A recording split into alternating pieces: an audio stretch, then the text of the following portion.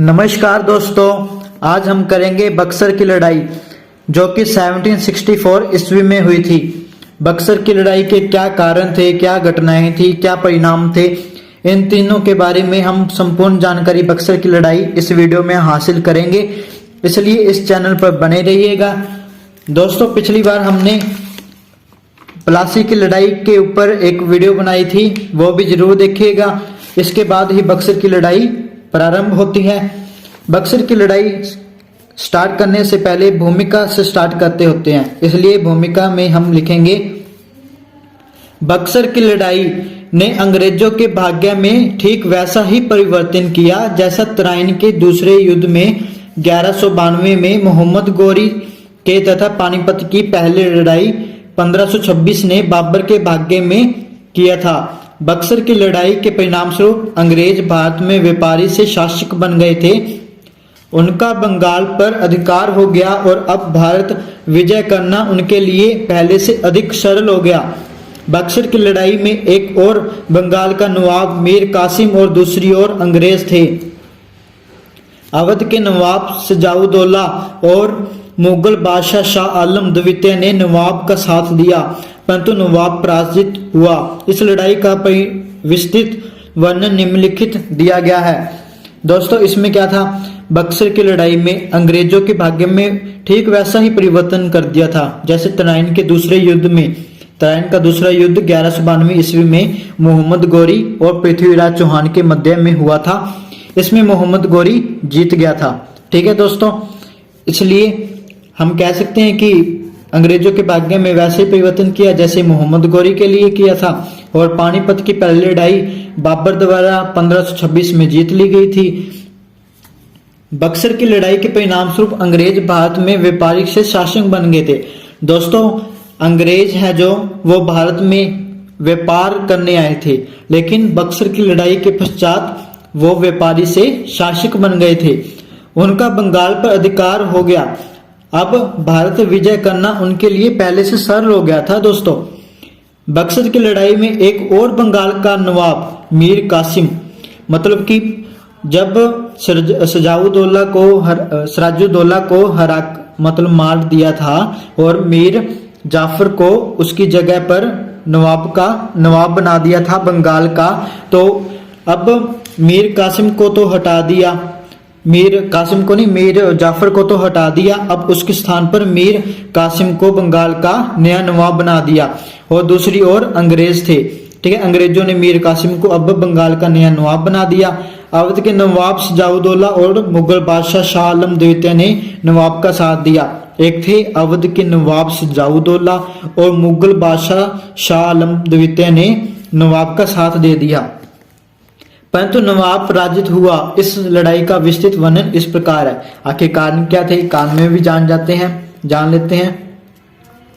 पहला पॉइंट है कारण का, नवाब के आर्थिक तथा सैनिक सुधार। नवाब के आर्थिक तथा सैनिक सुधार मतलब मीर कासिम के द्वारा, जो नया नवाब बना था मीर कासिम के द्वारा, वो नवाब के आर्थिक तथा सैनिक सुधार क्या थे जिसके कारण अंग्रेज भयभीत हो गए थे। ठीक है, 1560 ईस्वी में अंग्रेजों ने मीर कासिम को मीर जाफर के स्थान पर बंगाल का नवाब बना दिया। मीर कासिम एक योग्य शासक बन गया। अपने खाली कोष को भरने के लिए कई आर्थिक सुधार किए। मीर जाफर जब सिराजुद्दौला के बाद प्लासी की लड़ाई में जो सिराजुद्दौला हार गया था, उसके बाद मीर जाफर आया था। मीर जाफर ने अंग्रेजों का बहुत धन लुटाया, बहुत व्यापारिक पक्ष से कोष सारा खाली कर दिया। लेकिन मीर कासिम जब आया, उसने खाली कोष को भरने के लिए काफी आर्थिक सुधार किए। ऐसे सभी जमींदारों से भूमि का लगान वसूल कर लिया जो काफी समय से भूमि का लगान नहीं चुका रहे थे। भ्रष्ट अधिकारियों को उनके पद से हटा दिया गया। उनके स्थान पर योग्य कर्तव्यनिष्ठ अधिकारियों की नियुक्ति कर दी। इसके अतिरिक्त सेना में भी सुधार कर दिए गए। उसने मुर्शिदाबाद की बजाय मुंगेर को अपनी राजधानी बना ली। ठीक है, पहले थी मुर्शिदाबाद राजधानी थी इनकी, लेकिन अब मुंगेर इसने अपनी राजधानी बना ली नवाब ने। नई राजधानी में उसने गोला बारूद बनाने का एक कारखाना खोल लिया। ठीक है, इसके इस उसके इन सुधारों तथा कार्यों से अंग्रेज यह समझने लगे कि नवाब उनके प्रभाव से मुक्त होकर स्वतंत्र शासन करना चाहता है। अब ये अंग्रेज सोचने लगे कि मतलब अगर ये इतने सुधार करता रहेगा तो उनके मन में विचार आया कि ये इतने सुधार कर रहा है यानी कि ये मुक्त स्वतंत्र होना चाहता है। ठीक है, वे किसी भी मूल्य पर बंगाल को नहीं छोड़ना चाहते थे, जबकि मीर कासिम उनका पिट्ठू बनकर नहीं रहना चाहता था। अतः ऐसी स्थिति में दोनों में युद्ध अनिवार्य हो गया था। और नंबर 2 में देखते हैं राम नारायण की पदोन्नति, मतलब राम नारायण का पद से हटाना। ठीक है, क्लाइव ने राम नारायण को बिहार का डिप्टी गवर्नर नियुक्त कर दिया था। क्लाइव ने राम नारायण को बिहार का डिप्टी गवर्नर नियुक्त कर दिया था। वह अंग्रेजों का पक्षपाती था। मीर कासिम को उसकी यह नीति पसंद नहीं आई। ठीक है, इसके अतिरिक्त मीर कासिम का विचार था कि राम नारायण भ्रष्टाचारी है, इसलिए नवाब ने अवसर मिलते ही राम नारायण की सारी संपत्ति पर अधिकार कर लिया और उसे पद से हटा दिया। इस घटना से मीर कासिम और अंग्रेजों के बीच शत्रुता पहले से और अधिक बढ़ गई थी। नंबर 3, अंग्रेजों द्वारा मीर कासिम का अपमान। अंग्रेजों ने मीर कासिम का अपमान किस प्रकार किया? मीर कासिम जब पटना में पहुंचा तब राम नारायण की इसने उसको मतलब पद से हटा दिया था राम नारायण को, परंतु उसके वहां पहुंचने से पूर्व एक और घटना घट गई। मुगल राजकुमार अली गौहर ने बिहार की ओर कूच कर दिया, परंतु उसे पटना के अंग्रेज सेनाध्यक्ष ने 13 जनवरी 1761 ईस्वी में पराजित कर दिया। उसने अंग्रेजों से प्रार्थना की था, वे उसे भारत का राजा घोषित कर दिया। मतलब उसे पटना के अंग्रेज सेनाध्यक्ष ने 13 जनवरी 1761 को पराजित कर दिया था। ठीक है, अंग्रेज सेनाध्यक्ष ने इसको मतलब इतने सन में पराजित कर दिया था। उसने अंग्रेजों से प्रार्थना की और उसे भारत का राजा घोषित करने के लिए उसने मतलब अंग्रेजों के साथ प्रार्थना की कि मुझे भारत का राजा घोषित कर दो। अहमद शाह अब्दाली के इशारे पर दिल्ली में मुगल बादशाह के वजीर ने बादशाह का वध कर दिया था, अतः अली गौहर उसके स्थान पर मुगल बादशाह बना दिया गया। इससे मीर कासिम को बड़ी ईर्ष्या हुई। इसके अतिरिक्त पटना पहुंचने पर अंग्रेज अधिकारियों ने उसका अपमान किया। नगर के द्वार बंद कर दिए गए और केवल अंग्रेजों की अनुमति से ही लोगों को नगर में आने जाने की आज्ञा थी।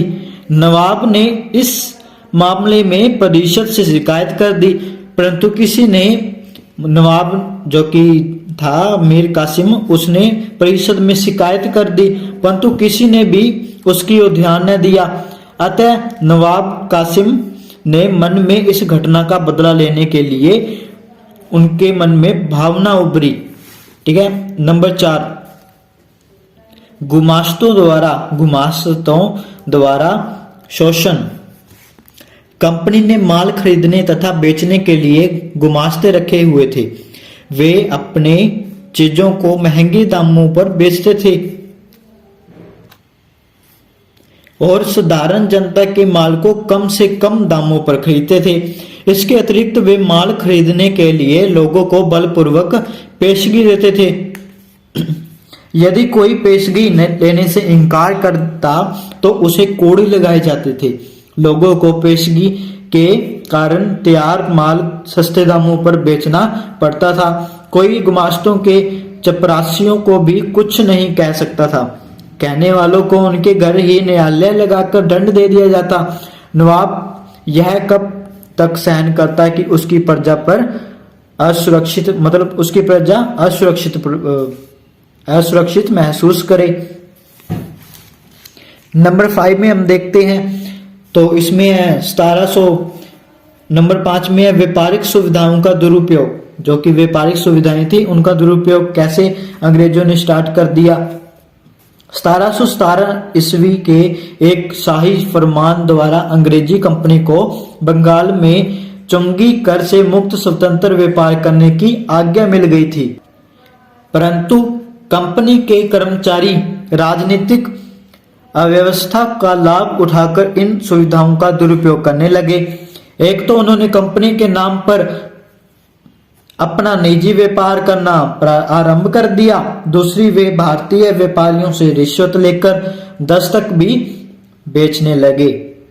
फलस्वरूप नवाब को चुंगी कर के रूप में प्राप्त होने वाली आय लगभग समाप्त हो गई थी।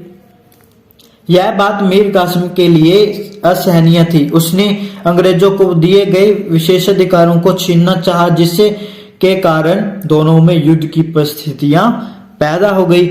नंबर 6 में हम देखते हैं कि अंग्रेज व्यापारियों के प्रति पक्षपात। मीर कासिम ने कंपनी ने के कर्मचारियों द्वारा व्यापारिक सुविधाओं के दुरुपयोग के विरुद्ध कलकत्ता कौंसिल से अपील की। कौंसिल के 2 सदस्य वेसिटर्स और वॉरेन हेस्टिंग्स ने उनकी अपील को उचित ठहरा लिया, मतलब कि मीर कासिम की बात को मान लिया।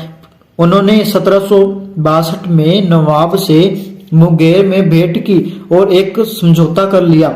इसके अनुसार यह निश्चित हुआ कि कंपनी के माल पर कोई चुंगी कर नहीं लगेगा, किंतु अंग्रेजों को अपने निजी व्यापार पर कर देना पड़ेगा।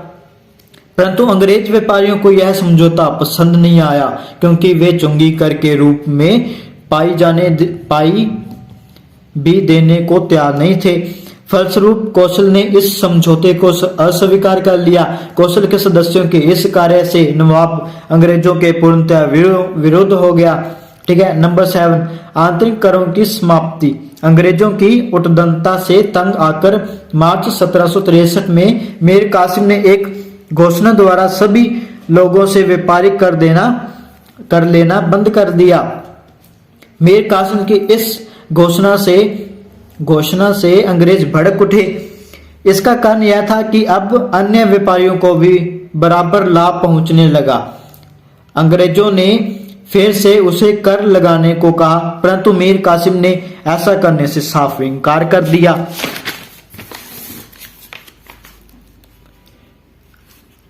यद्यपि वेसिटास तथा वॉरेन हेस्टिंग की सहानुभूति नवाब के साथ थी, तो भी कौंसिल के अन्य सदस्यों ने अंग्रेजी व्यापारियों के साथ अलग व्यापार की मांग की। इससे युद्ध अनिवार्य हो गया। नंबर 8 पर पटना की घटना। पटना में स्थित अंग्रेजी कारखाने का अध्यक्ष एलिस नवाब की स्वतंत्र व्यापार की नीति से भड़क गया। जो पटना में स्थित अंग्रेजी कारखाना है, उसका अध्यक्ष एलिस नवाब मीर कासिम की स्वतंत्र व्यापार की नीति से भड़क उठा था। 1763 में उसने पटना पर अधिकार करने का प्रयत्न किया। वह अपने इस प्रयास में कुछ देर के लिए सफल भी रहा, परंतु नवाब की सेनाओं ने उसी दिन पटना को वापस ले लिया और लगभग 200 अंग्रेजों को बंदी बना लिया। इधर कलकत्ता कौंसिल ने मीर कासिम को पुनः कलकत्ता का नवाब घोषित कर दिया। इन घटनाओं से मीर कासिम और अंग्रेजों के मध्य युद्ध छिड़ गया। जून 1763 ईस्वी में मेजर एडमज को नवाब के विरुद्ध भेज दिया। नवाब कौन? मीर कासिम। उसने नवाब मीर कासिम के साथ अब अनेक लड़ाइयां लड़ी। इन लड़ाइयों में से कटवा, सूती गिरिया तथा उदयनाला की लड़ाइयां विशेष रूप से उल्लेखनीय हैं। उदयनाला के स्थान पर नवाब की सेना बुरी तरह पराजित हुई। अपनी स्थिति शिथिल होते देख मीर कासिम पटना की ओर चला गया। वहां उसने निराशा और क्रोध की दशा में बंदी बनाए गए 200 अंग्रेजों को निर्ममतापूर्वक मरवा दिया। मीर कासिम ने 200 अंग्रेजों को निर्ममतापूर्वक मरवा दिया। ठीक है, बुरी तरह से। इसी बीच एडम्स अंग्रेजी सेना सहित पटना पहुंच गया। वहां भी उसने नवाब की सेना को बुरी तरह पराजित कर दिया और पटना पर अधिकार कर लिया। मीर कासिम वहां से जान बचाकर भाग निकला था। दोस्तों, आखिर घटनाएं क्या निकली थी? पटना से भागकर, देखो, पटना से भाग गया मीर कासिम जो कि बंगाल का नवाब था। वो अवध के नवाब सिराजुद्दौला के यहाँ पर पहुंच गया। नवाब सिराजुद्दौला के पास सहायता लेने के लिए पहुंच गया। ठीक है, इसी समय मुगल सम्राट शाह आलम भी वहां पर निर्वासित जीवन व्यतीत कर रहे थे। मीर कासिम ने सिराजुद्दौला और मुगल सम्राट, मैं पहले आपको नाम दिखा देता हूं, एक और थे अंग्रेज, ठीक है, दूसरे होते बंगाल का नवाब मीर कासिम, अवध का नवाब सिराजुद्दौला, ठीक है, और था मुगल सम्राट था शाह आलम, एक और थे, ये तीन थे और दूसरी ओर ये थे। इनके बीच में बक्सर का युद्ध हुआ था। ठीक है, सॉरी दोस्तों, एक मिनट, देखिए दोस्तों, मैं आपको बताता हूँ। पटना से भागकर मीर कासिम अवध के नवाब सिराजुद्दौला के पास पहुंच गया। इसी समय मुगल सम्राट शाह आलम भी वहां पर पहले से मौजूद थे। मीर कासिम ने सिराजुद्दौला और मुगल सम्राट शाह आलम की सहायता से पुनः राजगद्दी प्राप्त करने की योजना बना ली। उसने सिराजुद्दौला को उसकी सेना के व्यय के लिए 11 लाख रुपए लालच दे दिया। किसने? नवाब ने, मीर कासिम, बंगाल का नवाब मीर कासिम ने सिराजुद्दौला को, जो कि अवध का नवाब था, उसको 11 लाख रुपए प्रतिदिन देने का प्रलोभन दे दिया, लालच दे दिया। वैसे भी सिराजुद्दौला एक महत्वाकांक्षी व्यक्ति था। वह बंगाल में अपनी शक्ति बढ़ाने की इच्छा से मीर कासिम की सहायता के लिए तैयार हो गया। मीर कासिम ने मुगल सम्राट शाह आलम को भी अपनी ओर मिला लिया। तीनों की सम्मिलित सेना ने, जिनकी संख्या 40 से 50 हजार थी, पटना को घेर लिया। परंतु वर्षा ऋतु आरंभ होने पर उन्होंने बक्सर के मैदान पर डेरा डाल दिया। इस सेना का सामना करने के लिए अंग्रेज सेनानायक मेजर मुनरो अपने 7072 यानी कि 70-72, आसानी से याद कर लो, 70-72 सैनिकों सहित बक्सर पहुंच गया। 22 अक्टूबर 1764 को दोनों पक्षों में भयंकर युद्ध हुआ। इसमें अंग्रेजों के 847 सैनिक तथा दूसरी ओर 2000 सैनिक इनके मारे गए थे, जो कि बंगाल का नवाब था और अवध का नवाब ये थे, जो उनके सैनिक 2000 मारे गए थे और अंग्रेजों के इतने मारे गए थे। मीर कासिम की सेना ने आरंभ में अंग्रेजों को बुरी तरह पराजित किया। मीर कासिम की सेना ने अंग्रेजों को बुरी तरह परास्त कर दिया, परंतु शाह आलम के अंग्रेजों से मिल गया, जिसके कारण अंग्रेजों की शक्ति फिर से बढ़ गई। पराजय की आशंका में सिराजुद्दौला भी मीर कासिम का साथ छोड़कर रुहेलखंड भाग गया। ठीक है, इन परिस्थितियों में मीर कासिम के लिए अंग्रेजों का सामना करना कठिन हो गया, क्योंकि वो अकेले रह गया। उसने भी भाग जाना ही उचित समझा। अंग्रेजों ने आगे बढ़कर चुनार और इलाहाबाद पर भी अधिकार कर लिया। 1765 की इलाहाबाद की संधि द्वारा यह युद्ध समाप्त कर दिया गया। दोस्तों, इलाहाबाद की संधि 1765 ईस्वी में जो हुई थी। बक्सर की लड़ाई का अंत सिराजुद्दौला तथा मुगल बादशाह शाह आलम द्वितीय के साथ 1765 में इलाहाबाद की संधि के साथ समाप्त हुआ था। अंग्रेजों ने सिराजुद्दौला को 50 लाख रुपए के बदले अवध का क्षेत्र वापस कर दिया। कंपनी को अवध में व्यापार करने की स्वीकृति मिल गई। नवाब ने अवध में अंग्रेजी सेना रखने तथा उसका पूरा व्यय करना भी स्वीकार कर लिया। मुगल बादशाह शाह आलम को 26 लाख रुपया वार्षिक पेंशन दी गई। अवध के नवाब ने कड़ा और इलाहाबाद के क्षेत्र लेकर शाह आलम को दे दिए। बदले में शाह आलम ने 1765 ईस्वी में बंगाल, बिहार तथा उड़ीसा की दीवानी अंग्रेजों को दे दी थी। इन तीनों क्षेत्रों में अंग्रेजों को कर एकत्र करने का अधिकार मिल गया था। आखिर परिणाम क्या निकले थे? बक्सर की लड़ाई के बहुत महत्वपूर्ण परिणाम निकले।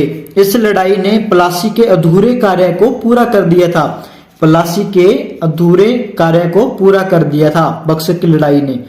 बक्सर की लड़ाई के परिणाम स्वरूप बंगाल, बिहार, उड़ीसा तथा अवध में अंग्रेजों का प्रभाव बढ़ गया था। मुगल बादशाह शाह आलम द्वितीय भी अंग्रेजों के प्रावधान आ गया था, मतलब अंग्रेजों के अधीन आ गया था शाह आलम द्वितीय। वास्तव में बक्सर की लड़ाई के उपरांत अंग्रेजों का प्रभाव दिल्ली तक बढ़ गया था। पहले था सिर्फ कलकत्ता और यहाँ तक था, अब अवध और दिल्ली तक भी इसका प्रभाव बढ़ गया था अंग्रेजों का। प्लासी की लड़ाई में जहां अंग्रेजों ने छल कपट से विजय प्राप्त की, आपको पता है कि प्लासी की लड़ाई में अंग्रेजों ने किस प्रकार छल से विजय प्राप्त की थी। ये वीडियो मैंने उपलब्ध करवा दी है, प्लासी की लड़ाई पिछली वीडियो में, वो आप डिस्क्रिप्शन में से ले लेना। और वहां इस लड़ाई में अंग्रेजों को विजय श्रेय उनकी अच्छी प्रशिक्षित सेना को प्राप्त हुआ। यहाँ पर सेना की अच्छी प्रशिक्षण सेना को प्राप्त हुआ। बक्सर की लड़ाई के उपरांत अंग्रेजों के साधनों में बहुत वृद्धि हुई। इस कारण भारत में अंग्रेजों को अपनी स्थिति को अधिक सुदृढ़ करने का अवसर मिल गया था, मतलब बढ़ाने का अवसर मिल गया था। सबसे बढ़कर बक्सर की लड़ाई के परिणाम स्वरूप भारत पर अधिकार करने के लिए अंग्रेजों का मार्ग प्रशस्त हो गया। इतिहासकार डॉक्टर G.S. छाबड़ा के अनुसार प्लासी के उपरांत अंग्रेजों द्वारा प्राप्त की गई सफलताओं का बक्सर ने संगठित किया। इस प्रकार से बक्सर की लड़ाई विजय के बिना प्लासी का कार्य अधूरा रहना था। इस संबंध में एक अन्य इतिहासकार डॉक्टर प्रकाश चंद्र का कहना है, जिस प्रकार अकबर ने की बाबर भारत में मुगल सम्राट का वास्तविक संस्थापक था, ठीक उसी प्रकार बक्सर ने की प्लासी ने अंग्रेजों को बंगाल का वास्तविक स्वामी बना दिया था। दोस्तों, अगर वीडियोस आपको बढ़िया लगी हो तो इस चैनल को सब्सक्राइब जरूर करिएगा। मिलते हैं नेक्स्ट वीडियो में। नेक्स्ट वीडियो हम करेंगे बंगाल पर कब्जा किस प्रकार किया गया था, अंग्रेजों ने बंगाल में अपनी शक्ति किस प्रकार स्थापित की थी, वो सभी जानेंगे। इसलिए चैनल पर बने रहिएगा। नेक्स्ट वीडियो जल्द ही अपलोड कर दी जाएगी। इस वीडियो को पूरा सहयोग दीजिए।